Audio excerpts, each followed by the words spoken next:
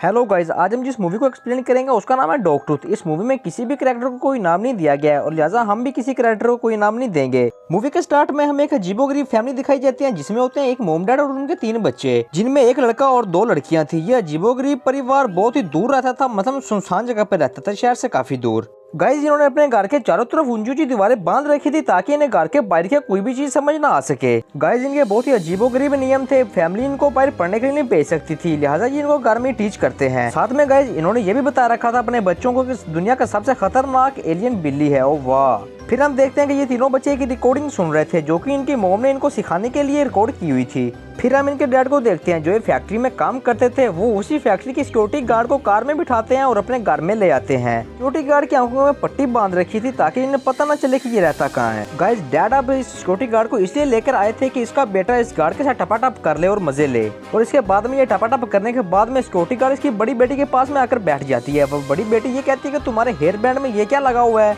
Security guard बोलती है कि ये चमकीले पत्थर हैं जो कि रात में जगते हैं। वो कहती है, बड़ी बहन बोलती है, वाह सच में ऐसा कैसे हो सकता है। वो कहती है कि जब अंधेरा होता है तो थोड़ी थोड़ी रोशनी करते हैं। कहती है, वाह ये तो बहुत ही बढ़िया चीज है। बड़ी बहन कहती है कि मेरे पास भी एक एयर बैंड था लेकिन मैंने अपनी छोटी सिस्टर को सॉक्स के बदले में दे दिया है। ये देखकर गाइस हमें ये लगता है कि ये साले अभी भी अभिवासियों के दौर में रहते हैं जहाँ पर लोग सिर्फ अपने सामान की अदला बदली किया करते थे, पैसा नाम की कोई भी चीज नहीं थी। फिर इनका बाप पूरी फैमिली को इकट्ठा बिठा देता है और वीडियो बनाता है। छोटी बहन कहती है कि मुझे भी सिक्योरिटी गार्ड के साथ एक वीडियो बनवानी है। डैड इसकी भी वीडियो बनवा लेता है और अपने पास में रख लेता है। फिर इनका बाप सिक्योरिटी गार्ड को उसके बेटे के साथ में मजदूरी करने के पैसे देता है और उसकी आंखों पर पट्टी बांधकर वापस छोड़ आता है। फिर डिनर का टाइम हो जाता है और सब लोग तैयार होना शुरू हो जाते हैं और बड़ा बेटा भी अपने बूट पॉलिश कर लेता है और तैयारी करनी शुरू कर देता है। दोनों बहनें भी इधर शर्ट के ऊपर स्कर्ट पहन लेती हैं और बहुत अच्छे से तैयार हो जाती हैं। डाइनिंग टेबल पर डैड बोलते हैं कि आज जिस भी बच्चे ने सारा दिन अच्छा बिहेव किया उसको एक गिफ्ट दिया जाएगा। और ये साला गिफ्ट क्या था। तो मूवी में आगे बढ़ने से पहले गाइज मैं आपसे ये पूछना चाहूंगा कि आप अपनी मॉम और डैड दोनों में से किससे ज्यादा प्यार करते हो। अगर आप अपनी मॉम से ज्यादा प्यार करते हो तो आप इस वीडियो को लाइक करिएगा। अगर आप डैड से ज्यादा प्यार करते हो तो इस वीडियो को शेयर और सब्सक्राइब कर दीजिएगा। जो बच्चों को हम स्टिकर्स देते हैं वो दिए जाते हैं। वाह बढ़िया है भैया। और गाइज मजे की बात, जिस बच्चे के पास में सबसे ज्यादा स्टिकर होंगे सारी रात उसकी ही घर में चलेगी। ओ यार। फिर छोटी बहन अपनी मॉम से फोन मांगती है तो उसकी मॉम उसको नमकदानी पकड़ा देती है। यहाँ से ये साबित होता है कि ये चूत लोग नमकदानी को फोन कहते हैं। हमें पता चलता है कि सबसे ज्यादा स्टिकर इस लड़के के पास में। अब आप ये सोच रहे होंगे कि ये तो अभी रशियन मांगेगा, लेकिन ये कहता है कि हम सारी रात टीवी देखेंगे। ओ भैया।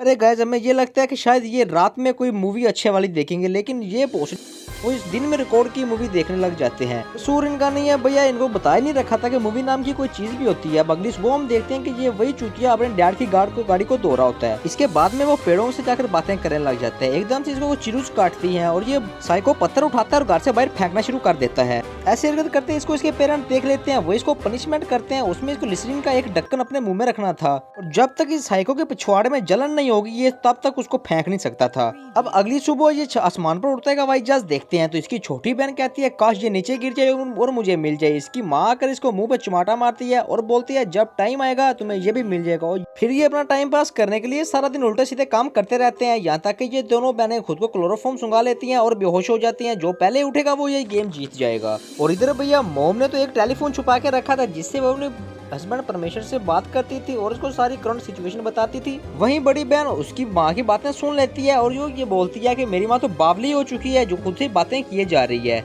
मजे की बात भैया, जब इसका डैड घर में आता है तो वो गाड़ी से खाने पीने की चीजें निकालता है और लेबल हटा देता है ताकि बच्चों को बाहर के बारे में पता न चले। यार सच्ची रियली यार। साथ ही इनके मॉम डैड ने बता रखा था कि तुम्हारा एक भाई भी था जो इन दीवारों से बाहर चला गया था और अभी तक वापस आया ही नहीं है। इनका बाप ने ये इसलिए बता रहा था कि ये घर से बाहर जाने की सोच ही ना रखें। उसी तरह अगले दिन वो रूटीन के साथ दोबारा वापस ऑफिस में चला जाता है। इसके बाद डैड अपने डॉग को लेने जाता है जिसको उसने ट्रेनिंग के लिए दिया हुआ था, लेकिन ट्रेनर उसको बोलता है उसकी भैया अभी तो डॉग का सेकंड सेशन जारी है, अभी 5 बाकी रहते हैं। अपना कुत्ता ना मिलने की वजह से डैड घर में जाकर अपनी पूरी फैमिली को कुत्ता बनाकर भौंकवाने लग जाते हैं। यार सच्ची, क्योंकि इसने हमें ये पता चलता है कि अपने बच्चों की तरबियत एक कुत्ते की तरह की थी। इसके बाद डैड अगले दिन फिर से सिक्योरिटी गार्ड को अपने घर में लेकर आता है ताकि वो अपने बेटे के साथ में अच्छे से मजदूरी कर सके, लेकिन सिक्योरिटी गार्ड इस दफा उसको कीबोर्ड चाटने का कहता है, लेकिन वो भैया ये करने से इनकार कर देता है। तभी बड़ी बहन के पास में सिक्योरिटी गार्ड जाती है और उसको बोलती है तुम्हें ये हेयर बैंड चाहिए, तो वो कहती है हाँ मुझे ये चाहिए। तो सिक्योरिटी गार्ड कहती है कि इसके बदले में मुझे कुछ चाहिए। वो कहती है तुम्हें क्या चाहिए, तो सिक्योरिटी गार्ड कहती है कि वो तुम्हें मेरा कीबोर्ड चाटना होगा। इसके बाद वो कीबोर्ड उसका चाटने लग जाती है और वो हेयर बैंड ले लेती है। और उसके जाने के बाद में बड़ी बहन ये सोचती है कि शायद इसको बहुत बहुत ही मजा आया होगा। तभी वो अपनी छोटी सिस्टर से कहती है कि तुम्हें ये हेयर बैंड चाहिए। छोटी बहन कहती है कि हाँ मुझे पसंद है, मुझे चाहिए। तभी बड़ी बहन कहती है कि इसके बदले में तुम्हें मेरा कीबोर्ड चाटना होगा। छोटी बहन पहले उसका कंधा चाटती है क्योंकि बड़ी बहन को ये नहीं पता था कहाँ चटवाने में ज्यादा मजा आता है। इधर बड़ा भाई अपने एरोप्लेन से बाहर खेल रहा होता है। जैसे ही बड़ी बहन आती है उसके झगड़ा करने लग देती है कि ये एरोप्लेन मेरा है, इसको मुझे दे दो, लेकिन वो इसको एरोप्लेन नहीं देता। बड़ी बहन इसे एरोप्लेन को खींच लेती है और घर से बाहर फेंक देती है। अब भैया ये घर से तो बाहर जा नहीं सकते थे। जैसे ही डैड घर में आते हैं तो बड़ा बेटा कहता है कि डैड मेरा एरोप्लेन बाहर गिर गया है। डैड गाड़ी में बैठते हैं और बाहर जाकर उसको उठा देते हैं और पाँव नीचे नहीं लगाते क्योंकि डैड ने ये बताया हुआ था कि तुम जैसे ही घर से बाहर पाँव रखोगे तो बाहर के शैतान तुम्हें नुकसान देंगे, लिहाजा इसलिए ये घर से बाहर पाँव नहीं रखते। फिर एक दिन हम देखते हैं कि इनके घर में बिल्ली आ जाती है। जैसा कि हमें पता है कि ये बिल्ली को खतरनाक जानवर समझते हैं, जिसे देखते ही इन सबकी फटना लग जाती है। बिल्ली को देख बड़ा बेटा हथियार लेकर उसके पास में चला जाता है और उस बिल्ली को जान से मार डालता है। इसके बाद में इसका डैड अपने कपड़े फाड़ लेता है और अपने कपड़ों के ऊपर लाल रंग लगा लेता है और घर में चला जाता है। और बच्चों के इसे पूछने पर वो कहता है कि मुझे शैतान लोगों ने नुकसान पहुंचाया है। वधिया यार। अगली सुबह हम देखते हैं कि इसकी मॉम दोबारा से प्रेग्नेंट हो रही थी तो इसका डैड बच्चों को कहता है कि तुम्हारी माँ प्रेग्नेंट है, वो एक बच्चे को और एक कुत्ते को जन्म देने लगी है। ये देखकर सभी लोग ताड़ियां बजाने लग जाते हैं। अब कुछ दिनों के बाद में सिक्योरिटी गार्ड फिर से घर में आती है और उस बड़े बेटे को कीबोर्ड चाटने का कहती है, लेकिन वो फिर से इनकार कर देता है।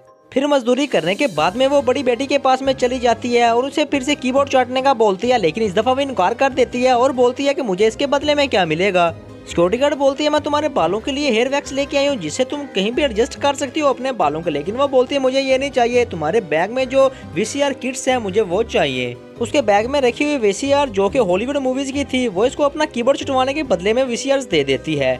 रात में जब सभी लोग सो जाते हैं तो बड़ी बहन उस मूवी को चला लेती है और उसने उसमें बॉक्सिंग देखी थी, वो वैसे ही उस तरह डायलॉग कॉपी करती है और एक्टिंग करना शुरू कर देती है क्योंकि इसने पहली दफा बाहर की दुनिया देखी थी। लेकिन इसके डैड को पता नहीं कहां से पता चल जाता है। वो अपने हाथ के ऊपर टूसी टेप को बांध लेता है और बड़ी बेटी के सर पे बहुत जोर जोर से मारता है, जिसके बाद सिक्योरिटी गार्ड के घर में डैड चले जाते हैं और सिक्योरिटी गार्ड को भी कुत्ते की तरह मारते हैं।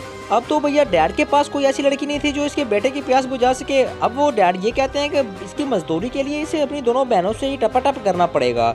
अब बेटा किसके साथ में टपाटप करेगा वो ये फैसला अपने बेटे पर ही छोड़ देता है और बड़ा बेटा अपनी बड़ी बहन को ही सिलेक्ट करता है क्योंकि उसकी गुफा बहुत ही टाइट थी। फिर हम देखते हैं कि मॉम बड़ी बेटी को छोटे बेटे से बजवाने के लिए तैयार करती है क्योंकि इनको रिश्तों के बारे में कुछ भी नहीं पता था। उनको ये भी नहीं पता था कि वो इस टाइम ये क्या कर रहे हैं। जब ये दोनों एक दूसरे के साथ में मजदूरी कर रहे थे तो इनको कोई मजा नहीं आ रहा था, इसलिए बड़ी बहन को ये पता लग जाता है कि बाहर की भी कुछ दुनिया है तो वो इस दुनिया को देखने के लिए बहुत ही बेताब हो जाती है। बड़ी बहन रात में एक नंबल को उठाती है और वॉशरूम में चली जाती है और अपने आगे के दांतों को मारती है जिसको हम डॉग टूथ भी कहते हैं, जिससे वो टूट जाते हैं क्योंकि डैड ने ये बता रखा था कि तुम तब तक घर से बाहर नहीं जा सकती जब तक तुम्हारे डॉग टूथ टूट ना जाए और डॉग टूथ इतने मजबूत होते हैं कि वो बुढ़ापे में टूटते हैं। बड़ी बहन अपने डॉग टूथ तोड़ने के बाद में डैड की कार की डिग्गी में छुप जाती है क्योंकि उसको ये लगता था कि वो जमीन पर पाँव नहीं रख सकती। जहाँ पर जब डैड को ये पता चलता है कि बड़ी बेटी भाग गई है तो वो उसको ढूंढने के लिए निकल जाते हैं। तो उनको तो इसका नाम का ही नहीं पता था क्योंकि पुलिस वालों ने इनका नाम ही नहीं रखा था, इसलिए सभी लोग इसको भौंककर बुलाने लग जाते हैं। तो थोड़ी देर भौंकने के बाद में ही सभी लोग घर में आ जाते हैं। अब अगले दिन डैड अपनी गाड़ी को लेकर ऑफिस की तरफ निकल जाता है क्योंकि उसी गाड़ी में अभी तक उसकी बड़ी बेटी छुपी हुई थी और इसी के साथ में ये डॉग टूथ मूवी खत्म हो जाती है।